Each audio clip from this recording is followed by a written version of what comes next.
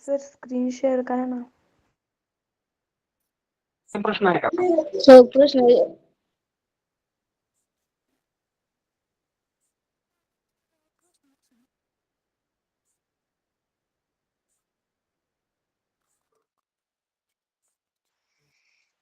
पहिला प्रश्न होता बघा, संस्कृत शब्दातील अनुस्वाराचा उच्चार कोणत्या वर्णासारखा होतो?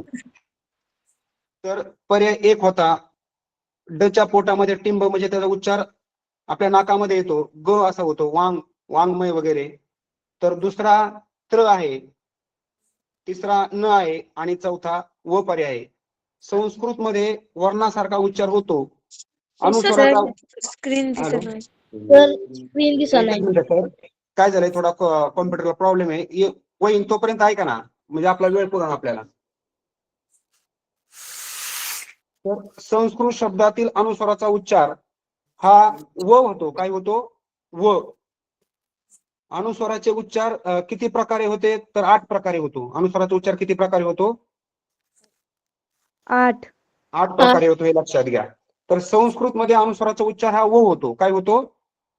व. जसं आपण ऐकतो संपत्ती भारता सोयंतम, व नाकामध्ये उच्चार होतो. हा असा पहिला प्रश्न होता. हा येतो, एक मिनिट तुम्हाला स्क्रीन शेअर करतोय, थोडंच थांबा, तोपर्यंत आपण घेऊ ओघवतं. दुसरा प्रश्न आहे बघा, पुढीलपैकी संधी विग्रह व संधी यातील चुकीचा पर्याय निवडा. आता हा प्रश्न व्यवस्थित होता, चुकीचा, अचूक, चूक हे पाहणं महत्वाचं आहे. नुसता प्रश्न न वाचता तुम्ही जर सोडवण्याचा प्रयत्न केला तर ते योग्य ठरणार नाही. जर आपल्याला प्रश्न व्यवस्थित वाचला तर यामध्ये चुकीचा पर्याय विचारलाय बघा. तर पहिला पर्याय होता प्रति अधिक इच्छा म्हणजे प्रतीक्षा. दुसरा पर्याय महा अधिक ऋषी, महर्षी दिले.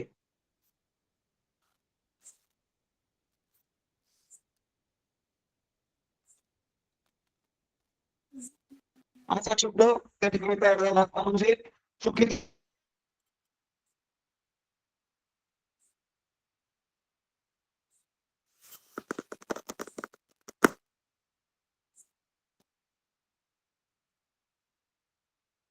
सरावाचे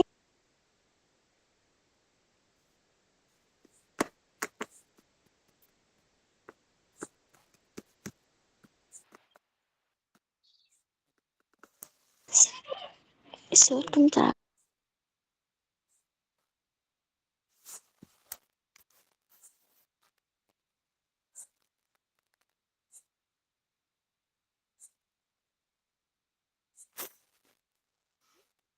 स्थलदर्शक, रीतिवाचक, परिमाणवाचक आणि कालवाचक.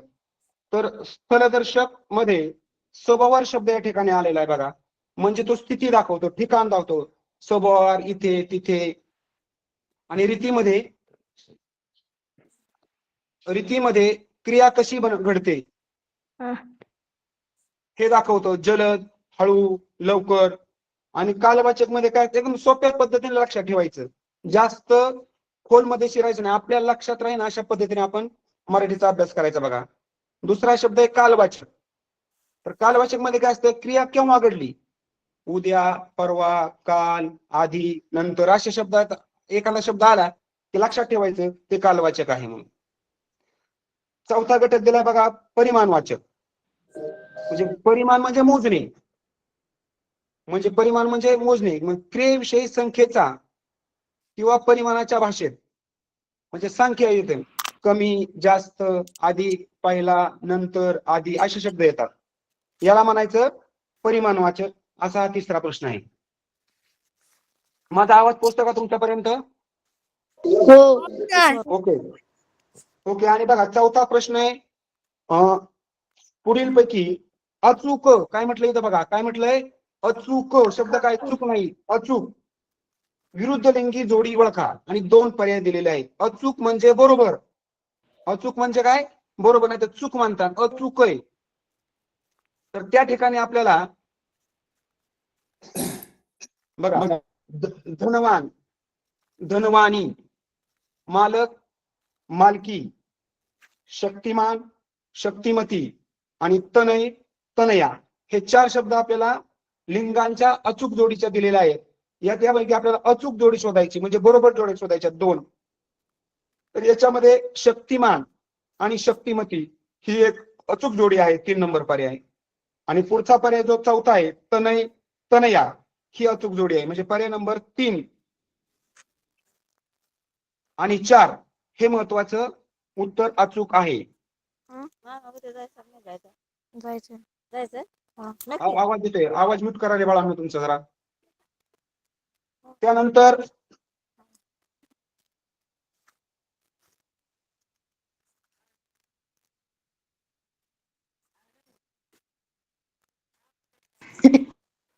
एक मिनिट स्क्रीन शेअर करतो बाळांनो.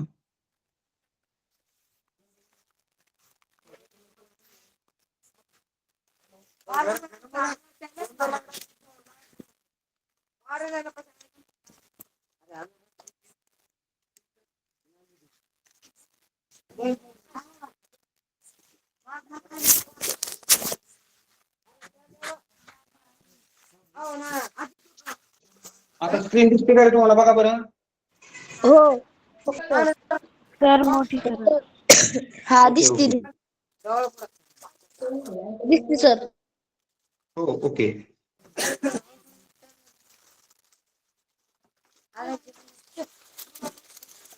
बघा त्याच्यातला आपला 5वा प्रश्न चाललेला आहे बाळांनो. आणि 5वा प्रश्न खूप सोप्या पद्धतीचा आहे, परंतु यामध्ये काय गोंधळ होतो बघा. पुढील पैकी निश्चितपणे एकवचनी नाम कोणते. ऐका ना, तुमचे साऊंड म्यूट करा ना बाळांनो सगळ्यांचे. बघा केलं सर.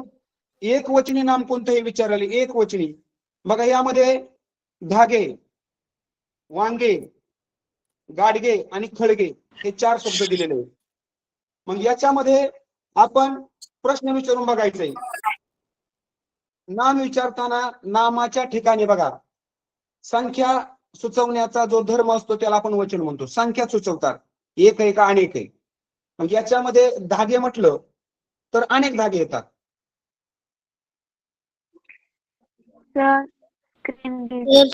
बघा, वांगे म्हटलं आपण अनेक, एक म्हणतो वांगे, अनेक असलं काय होतं वांगी.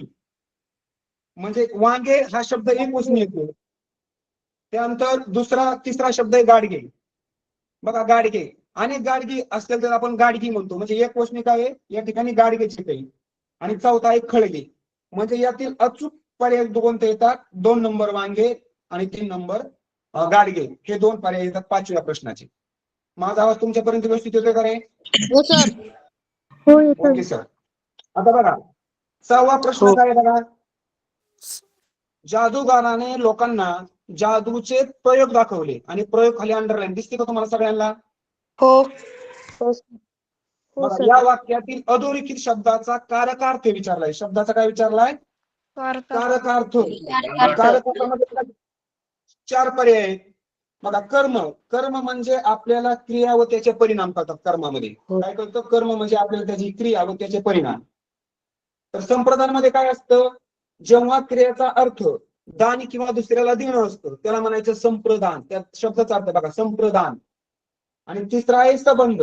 2 व्यक्ती, गोष्टी, संकल्पना यांच्यामधील जोडणी करण्याचं काम करतो त्याला म्हणायचं संबंध. आणि चौथा आहे कर्ता. मग वाक्यातील क्रिया करणारा, क्रियासाठी मुख्य कारणीभूत नाम किंवा सर्वनाम असू शकतं त्याला म्हणतात कर्ता. मग याच्यामध्ये प्रयोग दाखवले म्हणजे ते काय आहे, या जादूगाराचं कर्म म्हणजे काम आहे थोडक्यात. म्हणून 6व्या प्रश्नाचं अधोरेखित शब्दाचा कारक काय येतो, तर उत्तर आहे कर्म. बघा, त्यानंतर 7वा प्रश्न आहे, दिलेल्या वाक्यात एकूण किती विरामचिन्हे येतील. आता बघा, विरामचिन्हाचे अनेक प्रकार आहेत. एकेरी, दुहेरी अवतरण चिन्ह, एकेरी अवतरण चिन्ह, दुहेरी अवतरण चिन्ह, स्वल्पविराम, अर्धविराम यांचा आपण वापर करायचा आहे. अण्णा हसतच म्हणाले, तिथे स्वल्पविराम, दुहेरी अवतरण चिन्ह. विठ्ठल गोरगरिबांची पोटतिडकीची भाषा, त्यांचं जीवनमान, तिथली वास्तवता मी झोपडीतच राहून लिहू शकेल. म्हणजे याच्यामध्ये दुहेरी अवतरण चिन्ह, एक स्वल्पविराम येतोय आणि एका ठिकाणी अर्धविराम येतोय. म्हणजे असे एकूण 5 विराम चिन्हे या प्रश्नामध्ये येत आहे. त्यानंतर 8वा प्रश्न आहे बघा, दुराग्रह ठाऊक असल्यामुळे मतभेदाचे अवघड विषय बहुधा आपण शिताफीने टाळतो. या वाक्यातील क्रियापदाचा अर्थ म्हणजे आपल्या लक्षात ठेवा, लिंग, नाम, सर्वनाम हे सगळं व्यवस्थित मुलांनी तुम्ही करायचं, अगदी लहान. मग आता आपल्याला यामधील क्रियापदाचा अर्थ पाहताना, क्रियापद म्हणजे काय? वाक्याचा अर्थ पूर्ण करणारा शब्द म्हणजे आपण सोप्या भाषेत क्रियापद.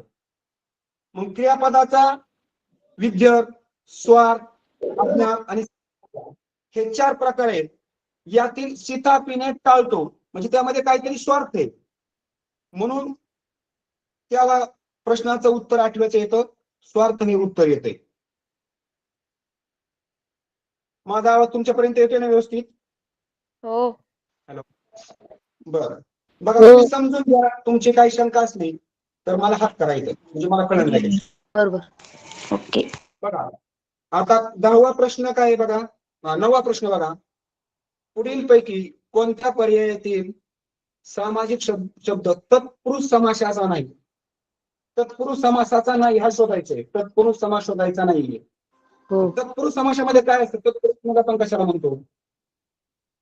ज्या समासातील दुसरे पद प्रधान असते, प्रधान म्हणजे प्रमुख असतं, त्याला म्हणायचं तत्पुरुष समास.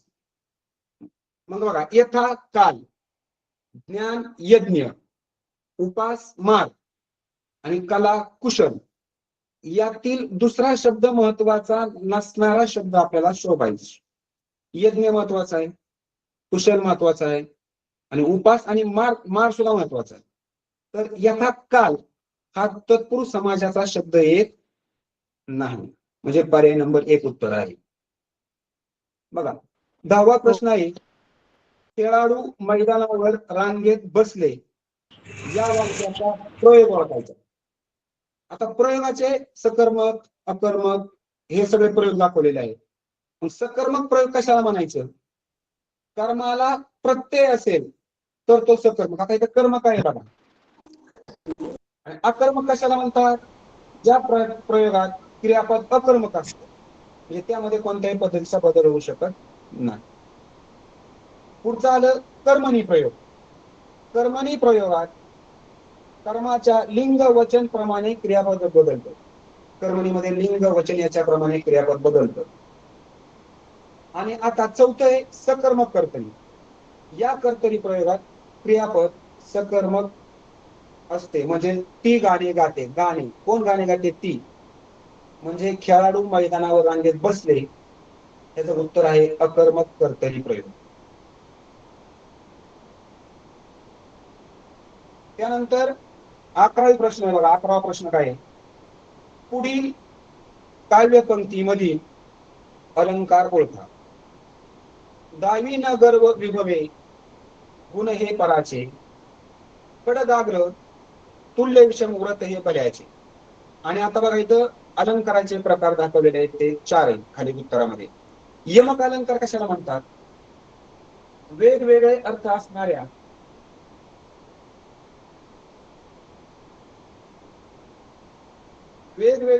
असणाऱ्या परंतु उच्चारात समानता असणाऱ्या वापरणाऱ्या चरणात ठराविक ठिकाणी केल्यामुळे तो नाद निर्माण होतो, सौंदर्य प्राप्त होते, त्यास यमक आपण डायनिंग वर्ड्स म्हणतो त्याला. असे शब्द यमक मध्ये येतात. दुसऱ्याला उत्प्रेक्षा. उपमे हे जणू उपमानच आहे, म्हणजे याच्यामध्ये दोघांमध्ये फरक दाखवताना जणू, भासे, वाटे अशी तुलना येते, म्हणजे ते उत्प्रेक्षा झाला. आणि उपमा बघा, 2 वस्तू मधील साधर्म्य दाखवणे, सारखेपणा दाखवतात, त्यासाठी उपमा वापरतात. बघा, दावी न गर्व विभवे गुण हे पराचे, म्हणजे एकमेकाचा या ठिकाणी साधर्म्य दाखवण्याचा प्रयत्न केलेला आहे. सम, समान, प्रमाणे, परी असे शब्द येतात, त्याला उपमा अलंकार म्हणतात. म्हणजे 11व्या प्रश्नाचं उत्तर आहे उपमा. आणि चौथा जो आलाय अलंकार तो अनुप्रास आलेला आहे. अनुप्रास म्हणजे कवितेच्या चरणात एकाच अक्षराची पुनरावृत्ती होते, रिपीट ते शब्द पुन्हा येतात, त्याला म्हणायचं अनुप्रास. म्हणजे आपल्या 11व्या प्रश्नाचं उत्तर आहे उपमा, कारण याच्यामध्ये सम, समान असे शब्द आलेले आहेत. आवाज व्यवस्थित पोहोचतोय का बाळांनो? हो ओके. सर. आता बघा 12वा प्रश्न काय आहे? स्क्रीनवर दिसत नाही. स्क्रीन दिसत नाही. एक मिनिट दिसते नाही का? हा दिसतंय सर. हा सर ओके. आता बघा पुढील पैकी कोणता काव्यसंग्रह मंगेश पाडगावकर यांनी लिहिलेला आहे का नाही? तर नाही आहे बघा. म्हणजे जिप्सी हे मंगेश पाडगावकरांचं आहे. मीरा हे मंगेश पाडगावकरांनी लिहिलेले आहे. तर छोरी हे मंगेश पाडगावकरांनी लिहिलेले आहे. तर बाहुल्या हे त्यांनी लिहिलेला काव्यसंग्रह नाही. ओके. आता बघा 13वा प्रश्न काय सांगतो आपल्याला नीट बघा. टोपण नाव व त्यांचे पूर्ण नाव यांतील चुकीची जोडी असणारा पर्याय. चुकीची सांगितलं, बरोबर जोडी नाहीये, चुकीची जोडी बघा.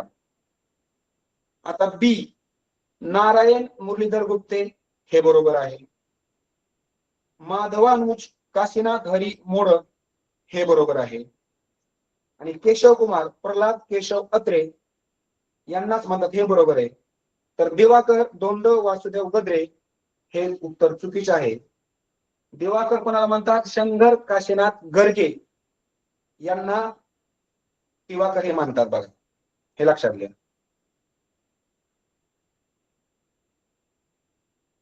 आता प्रश्न 14 ते 16 साठी सूचना आहे बघा. खालील कविता काळजीपूर्वक वाचा व त्यावर आधारित त्या खाली विचारलेल्या प्रश्नाची योग्य उत्तरे पर्यायामधून निवडा. काय करायचं अगोदर कविता वाचताना? ते सुंदर ऐका ना, कवितेमध्ये आलेले जे प्रश्न आहेत त्या अगोदर 14, 15, 16 तिन्ही प्रश्नाचं वाचन करायचं. पर्याय वाचायचे नाहीत, आधी प्रश्न वाचायचे. म्हणजे प्रश्न काय विचारतात आपल्याला हे कळतात. आणि मग कविता वाचताना अतिशय शांत विचाराने आणि अर्थ समजून कविता वाचायची. कारण 8वीची कविता देताना ते थोडी अर्थ समजण्यावरून प्रश्न विचारलेले असतात. काही उत्तराचे शब्द हे प्रश्नामध्ये आलेले नसतात. त्यामुळे बघा ही कविता काय सांगते? आवा हे सुंदर दिन हरपले, मधुभावाचे वेड जयांनी जीवाला लाविले. दृष्टी होती मुग्ध निरागस, अंतर होते प्रेमळ लालस. चराचरातून सौंदर्याचे किरण कदा ठाकले. तशिला होती अपूर्व सुषमा आणि नभाला ध्यान विमा. सुकृष्ण जमले प्रभात रवीचे कर तेव्हा कोवळे. पूर्ण पर्णांतून रान फुलांतून जललहरीतून वा ताऱ्यांतून स्नेहलतेचे अद्भुत लेणे सहज सदा लाभले. मृदुल उमलल्या कलिका चुंबित पुष्पदलांना उरी कवटाळीत. संतेचे मधुरंग बदलते हर्ष भरे निरेखिले. अवनी गमली अद्भुत अभिनव जिथे सुखाविन तुझा न संभव. गरिवादारी वात्सल्याचे मळ नित्य बहरले. आता नुरले ते संमोहन विषण्ण गमते अवघे जीवन. बाल्य संपदा आज जगाचे रूप अर्थवत सर्व बदलले. अहो ते सुंदर दिन हरपले. म्हणजे काय झाले? कवीला लहानपणी बालपण संपल्यामुळं कवितेला जी हुरहुर लाभलेली आहे याचं वर्णन त्यांनी कवितेमध्ये केलेलं आहे. म्हणजे बालपण संपलं, जसं आपल्याला सुद्धा बघा निरागस बालपण असतं, याचं वर्णन यामध्ये केलेलं आहे. कवित्रेचे मन खिन्न का झाले आहे? खिन्न म्हणजे उदास का झालेला आहे? तर फुले कोमेजल्यामुळे, तारुण्य संपल्यामुळे, बालपण संपल्यामुळे आणि जग अधिक सुंदर झाल्यामुळे. तर याचं उत्तर आहे बालपण संपल्यामुळे, पर्याय नंबर 3. बघा पुढील पैकी कोणत्या अर्थाचा शब्द कवितेत आला नाही? जलधी, कोमल, पृथ्वी आणि कळी. तर याच्यामध्ये जलधी हा शब्द आलेला नाही. जलधी म्हणजे पाणी धारण करणारा, समुद्र सागर यांना जलधी म्हणतात. हॅलो, हा स्क्रीन का? ओके, एक मिनिट. दिसते का आता? हो. ओके. आता बघा म्हणजे जलधी हा शब्द आहे. आता 16वा त्यातला प्रश्न आहे बघा. कवितेतील वर्णनानुसार विशेषण व विशेष यातील चुकीची जोडी बघा. विशेष आणि विशेषण आणि विशेष मुग्ध चुकीची निरागस. जोडी सांगितलेली आहे. ओके, हो, छान, व्हेरी गुड. मुक्त आणि निरागस हे उत्तर आहे. Very good. सर स्क्रीन आता बघा, हा हा दिसते स्क्रीन इथून तर शेअर होते बाळांनो.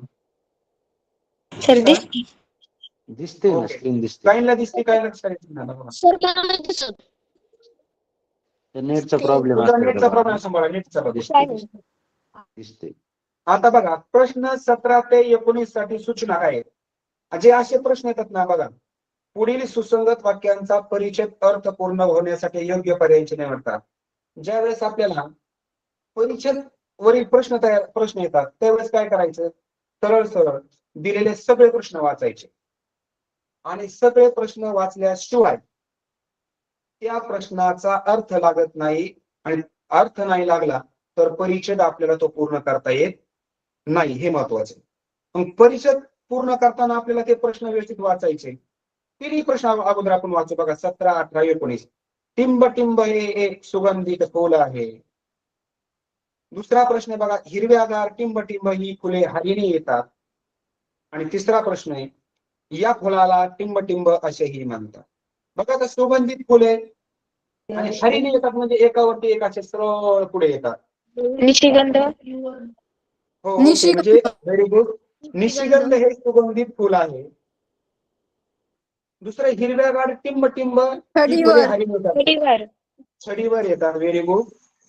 आणि तिसरा प्रश्न, या फुलाला टिंब टिंब असेही म्हणतात. धमाल याचा काय बघा, एक असाच प्रश्न आहे. सर स्क्रीनवर दिसत नाही. स्क्रीन तर शेअर आहे बघा. तुमचा नेटचा प्रॉब्लेम असेल थोडा. दिसतो. बघा, 17 प्रश्नामध्ये इथे पारिजातक सुद्धा उत्तर आहे बघा. आणि चौथ्या 19 प्रश्नामध्ये प्राजक्त बघा, ते सुद्धा उत्तर आलेले आहे. पण प्राजक्त आणि पारिजातक ही फुलं वेलीवर येतात का, खोडावर येतात का, तृणपात्यावर येतात, याच्यामुळं याचा अर्थ लागत नाहीये. म्हणून 17 प्रश्न हा निशिगंध, 18वा छडीवर आणि 19वा गुलछडी हे उत्तर योग्य आहे. म्हणजे ज्या वेळेस तुम्ही ते प्रश्न वाचता आणि प्रश्न वाचल्यानंतर त्या तुम्हाला अर्थ लागून तुम्ही अर्थपूर्ण परिचय तयार करू शकता.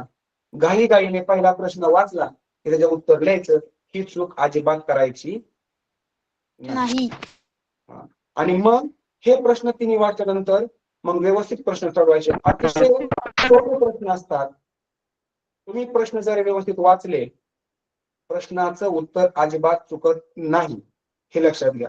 तुम्ही काय करता, प्रश्नपत्रिका घाईघाईने प्रश्न वाचता, त्याचा पर्याय उत्तर बघत नाही, काय नाही बघत, त्याच गोल करता आणि मग नंतर लक्षात येतं, नाही रे, हा प्रश्नाचं उत्तर हे होतं. असं पहिले 25 प्रश्न सोडवताना घाई अजिबात करू नका. तुम्हाला आउट ऑफ मार्क देणारे हे प्रश्न असतात, तुम्हाला मेरिट मध्ये आणणारे प्रश्न असतात. जर तुम्ही 25 प्रश्नाला 25 पैकी 25 प्रश्न सोडवले तर तुम्हाला या ठिकाणी 50 मार्क पडतात आणि हे 50 मार्क तुम्हाला मेरिट मध्ये घेऊन जाण्यास कारणीभूत ठरतील, हे तुम्ही लक्षात घ्या. त्यानंतर 20वा प्रश्न आहे बघा, पुढील पैकी वेगळ्या अर्थाचा शब्द पर्यायामधून निवडा. संकल्प. संकल्प. हा, संकल्प. हा, उत्तर बरोबर. मग तू उत्तर कसं सांगितलं? अडचण, पेच आणि संकट हे समानार्थी शब्द आहेत. संकल्प. अडचण म्हणजे काय? समस्या. पेच म्हणजे काय? अडचण. संकट. इकडे आर तिकडे वेर, म्हणजे आपल्याला काहीच कळत नाही, त्यामुळे आपण पेच मध्ये सापडलो. आणि संकल्प म्हणजे शब्दाचा अर्थ काय येतो?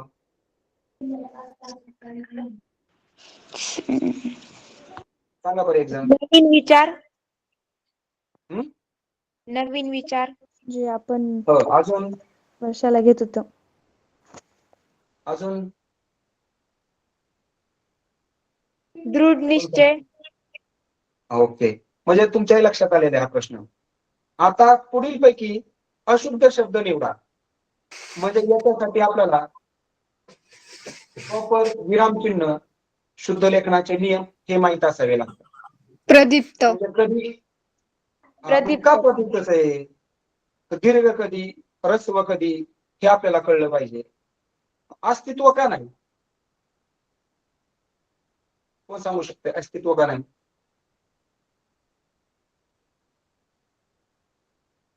सांगू शकते का कोण? तो शुद्ध हॅलो, शब्द, तो शुद्ध शब्द आहे म्हणून. शुद्ध पण का, कसा ठरवला तू? तो शुद्ध आहे पण का शुद्ध आहे, त्याचा नियम काय? वेलांटी बरोबर आहे त्याच्या. हे कारण झालं, पण शुद्ध काय? त्याची वेलांटी लघु आहे. मग प्रदीप्तीला पण लघुच आहे वेलांटी. पण त्याचा उच्चार दीर्घ होतो. हे महत्वाचं आहे. ज्या शब्दाचा उच्चार दीर्घ होतो म्हणजे लांबतो स्वर, आहे का नाही, त्यावेळेस आपल्याला दुसरा उकार, दुसरी वेलांटी याचा वापर करावा लागतो. त्यानंतर तिसरा शब्द आहे उज्ज्वल, हा बरोबर आहे. आणि चौथा आहे तत्व. त्यानंतर 22वा प्रश्न बघा, अन्यायी माणूस या अर्थाचा योग्य अलंकारिक शब्द ओळखा. अलंकारिक घाशीराम शब्द कोतवाल. बघा, अलंकारिक शब्द हे पाठांतरच करावे लागतील, त्याच्याशिवाय तुम्हाला या प्रश्नाचं उत्तर लिहिता येणार. त्यामुळं मराठीमध्ये अलंकारिक शब्द असतील, वाक्प्रचार असतील, म्हणी असतील, शब्द समाबद्दल शब्द असतील, विरुद्धार्थी शब्द, समानार्थी शब्द, हे तुम्हाला पाठांतर करावे लागतात. लेखकाचे टोपणनाव, त्यांनी लिहिलेले ग्रंथ, हे तुम्ही पाठ करा. पाठ केल्याशिवाय याची उत्तर आपल्याला लिहिता येऊ शकणार नाही, हे लक्षात घ्या. बघा, अन्यायी माणूस या अर्थाचा योग्य अलंकारिक शब्द घाशीराम कोतवाल. संगीत शब्दाचा अर्थ काय? बोके संन्यासी म्हणजे चाणाक्ष माणूस. कसला माणूस? चाणाक्ष. Very good. आणि दुड्डाचार्य? बोके संन्यासी म्हणजे ढोंगी मनुष्य.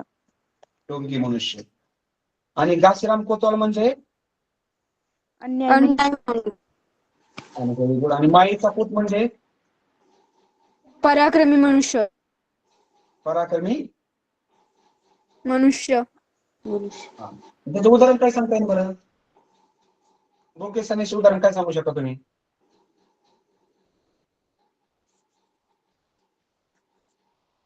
बोके संन्यासी तुम्हाला अर्थ येतोय ना? त्याला हॅलो,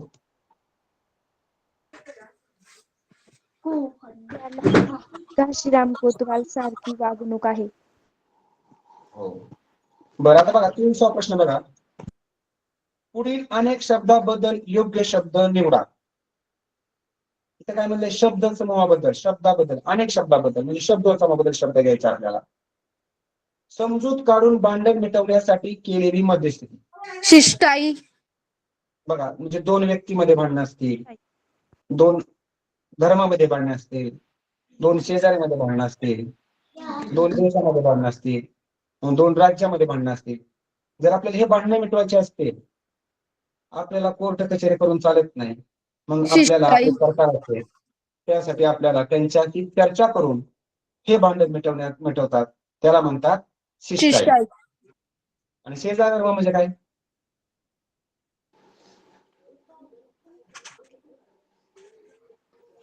शेजाऱ्याशी वागण्यासोबतचे कर्तव्य.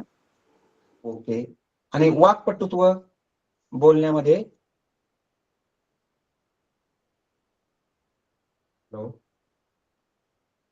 वाक्पटुत्व म्हणजे काय? बोलण्यामध्ये पटाईत. एकदम चाणाक्ष बुद्धीने बोलणार, हे का नाही? आणि मुक्ताफळे दुसऱ्यांची काय करणं? निंदा का प्रशंसा?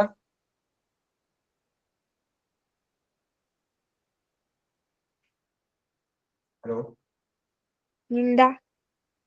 मुक्ताफळे म्हणजे कसं काय? निंदा कसं काय? प्रशंसा, आहे का नाही?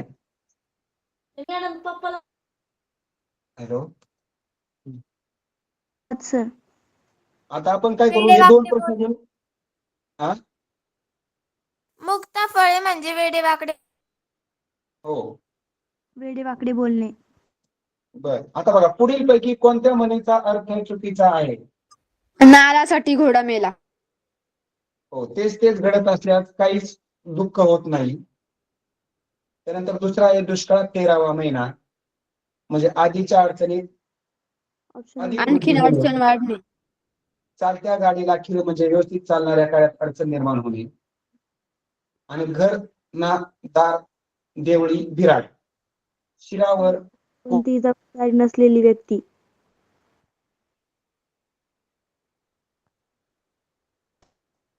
पाच नाही येते.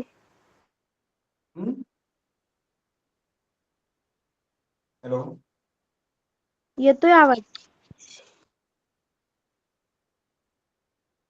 आवाज नाही करे? तर येतोय. येतोय ना. बर बर, आता बघा लास्ट प्रश्न आहे बघा. पुढील पैकी कोणता शब्द तद्भव नाही? तद्भव, तद्भव म्हणजे काय? सद्भव समास. जे मूळ संस्कृत भाषेतून मराठीत येताना त्यांच्यात मूळ बदल झालेला असतो. आणि तत्सम म्हणजे? तत्सम म्हणजे संस्कृत भाषेतून आलेले. जसे तसे आपल्या भाषेमध्ये आले त्यांना म्हणायचं तत्सम. आणि तद्भव म्हणजे संस्कृत मधून येताना त्यामध्ये झालेले मराठी बदल. भाषेत येताना मूळ बदल झालेला. हो, त्याला म्हणायचं तद्भव. 4 शब्द आहेत बघा, इथे तुम्हाला 2 पर्याय सांगितले.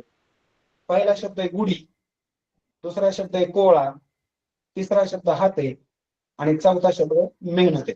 गुढी व मेहनत. मेहनत व गुढी. गुढी व मेहनत. शेअर करावं ते. आता आपण पहिला प्रश्न शेअर करू, ते मगाच गाईड होते.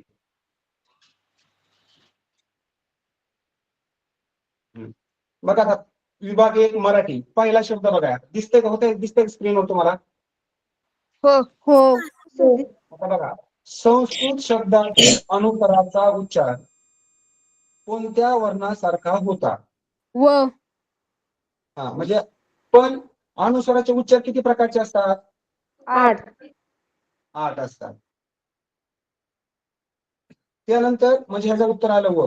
आता दुसरा प्रश्न बघा, पुढील पैकी संधी विग्रह व संधी यातील चुकीचा पर्याय निवडा. मह अधिक ऋषी महर्षी. तिथं काय पाहिजे होतं? महा अधिक अधिक ऋषी. महाधिक ऋषी. महा म्हणजे काय? मोठा. मोठा. ऋषी म्हणजे तपश्चर्या केली, मोठा ऋषी म्हणून महाधिक ऋषी, म्हणून इथं चुकीचं पर्याय आपण घेतलेला आहे. आता बघा हा प्रश्न महत्वाचा आहे बघा, तिसरा. सभोवार गवत फुलांचा ताटवा पसरला होता या वाक्यात आलेल्या क्रियाविशेषण अव्ययाचा प्रकार ओळखा. स्थलवाचक. कारण ते स्थळ दर्शवलं आहे. ऐका ना, आता क्रियाविशेषण तिथे 4 प्रकार दाखवले उत्तरामध्ये. रीतिवाचक. रीतिवाचक म्हणजे काय? क्रिया कशी घडते, जलद, हळू, हे जे सांगतो त्याला म्हणायचं रीती. रीती म्हणजे पद्धत आहे का नाही? दुसरं आलंय कालवाचक. कालवाचक म्हणजे काल दर्शवला आहे. काल म्हणजे काय? क्रिया केव्हा घडली, उद्या घडली, परवा घडली, काल घडली, का माग घडली, का पुढे घडली, याला म्हणायचं कालवाचक. तिसरं आहे परिमाणवाचक. ते शब्दातच अर्थ आहे. परिमाण म्हणजे दाखवतो. मोजणे. म्हणजे क्रियेविषयी संख्येचा किंवा परिमाणाचा भाषेमध्ये वापर येतो. पहिला, अधिक, शेवटचा, मधला, किंवा काही वेळा अंकामध्ये त्याचं नाव येतं. त्याला म्हणायचं कमी जास्त वगैरे असं परिमाणवाचक. आणि चौथा पर्याय होता स्थलवाचक. म्हणजे एखादे ठिकाण दाखवतो. स्थल म्हणजे ठिकाण दाखवतो, म्हणजे सभोवती एक ठिकाण दाखवतो. सभोवार म्हणजे आपल्या आसपास.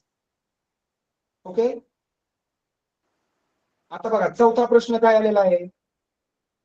पुढील पैकी अचूक, अचूक आहे चूक नाही, अचूक विरुद्धलिंगी जोडी ओळखा आणि 2 अचूक पर्याय निवडा.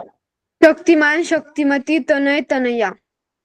Very good. पण धनवान आणि धनवानी का नाही? धनवान म्हणजे श्रीमंत, धनवानी म्हणजे पण श्रीमंतच. आणि मग धनवानला काय पाहिजे विरुद्ध लिंगी जोडी? गरीब.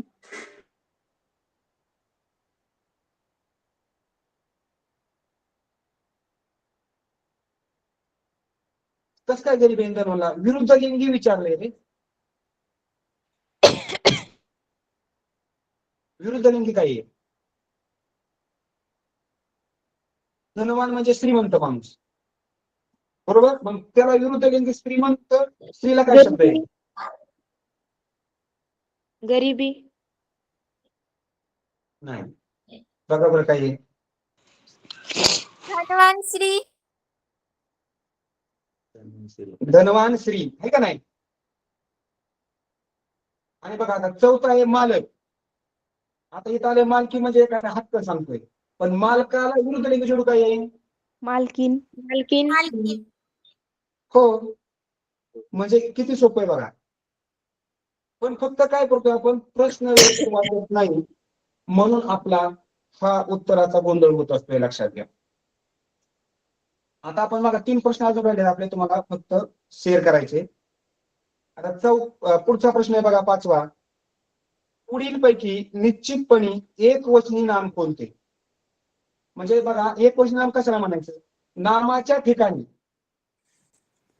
सुचवण्याचा जो धर्म असतो त्याला वचन म्हणायचं.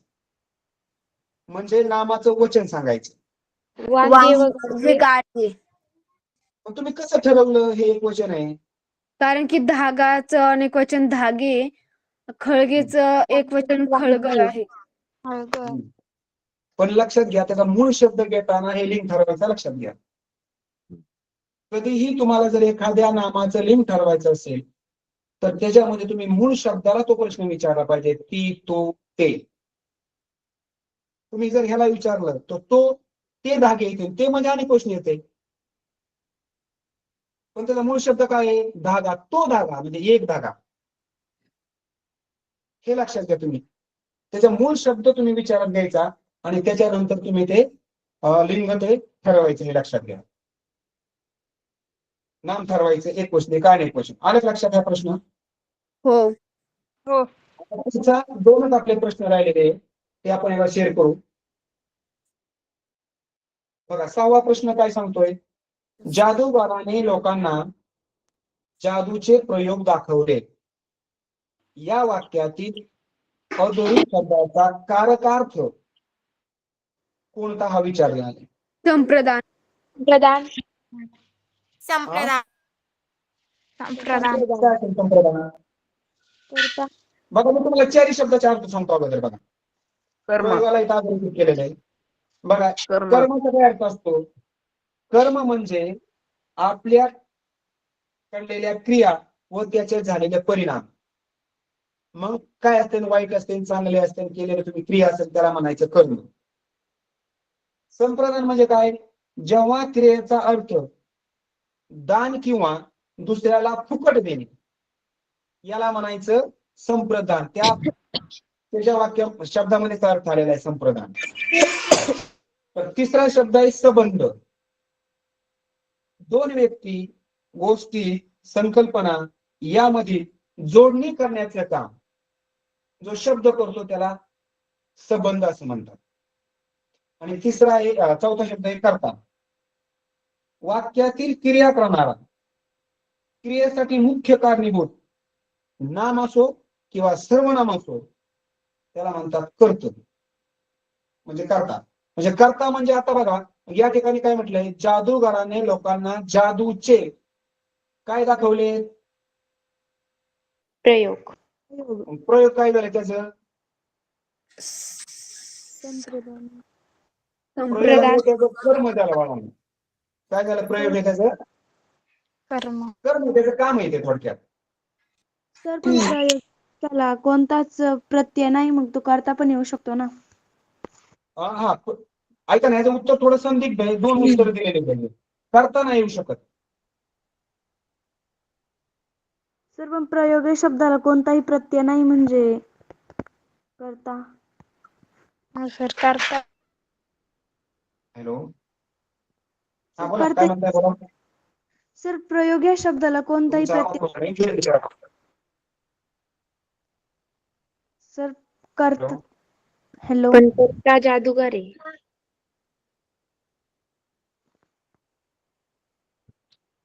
बघा, क्रियापदाला काय हा प्रश्न विचारल्यावर जे उत्तर येतं त्याला कर्म म्हणतात.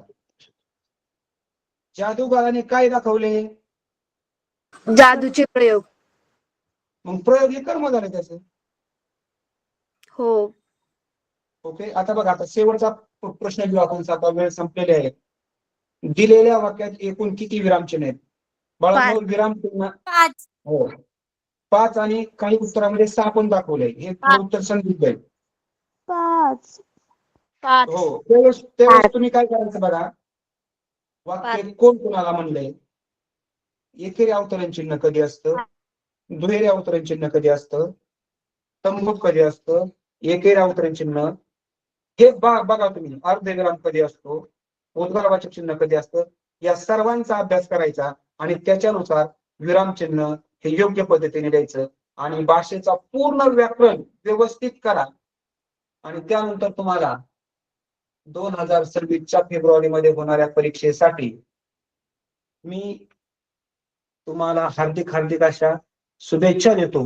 आणि व्यवस्थित अभ्यास करा आणि आपल्या जिल्ह्यामध्ये सगळ्यांना पंचायत समिती श्रीगोंदा यांच्यातर्फे तुम्हाला सर्व विद्यार्थ्यांना परीक्षेसाठी शुभेच्छा देतो.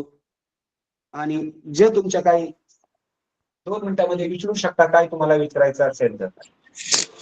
Happy new year sir. Thank you sir, Happy तुम्ही New Year खूप छान. सर्वांना. खूप छान शिकव. गुड बाय, सगळ्यांनी वेळेवर अभ्यास करा. हो. हो सर. आज हो. आज आपल्याला आदरणीय राहुल गाडवे सर यांनी मराठी विषयासंदर्भाने 25 प्रश्नांचं अतिशय सुंदर मार्गदर्शन केलेलं आहे. तरी पंचायत समिती श्रीगोंदा यांच्यातर्फे त्यांचं हार्दिक अभिनंदन. आणि यापुढील तासही उद्यापासून वेळेत नियोजनात होतील असं पंचायत समिती श्रीगोंदा, आदरणीय गट शिक्षण अधिकारी मॅडम, सर्व टीम यांच्यातर्फे तुम्हाला सर्वांना कळकळीचं सांगणं आहे की तुम्ही वेळेवर जॉईन होऊन या तासांचा लाभ घ्या, जेणेकरून तुम्हाला पुढे शेवटच्या परीक्षेसाठी तुम्हाला सहज चांगले गुण मिळतील. आणि हे अतिशय छान मार्गदर्शन वर्ग चालू आहेत, सर्वांनी त्याचा लाभ घ्या. आणि जे जॉईन होत ज्यांना माहित नसेल त्यांनाही तुम्ही माहिती करून द्या. ओके, तर आपण भेटूया उद्या. सर्वांनी लिव्ह व्हायला हरकत नाही. Bye sir.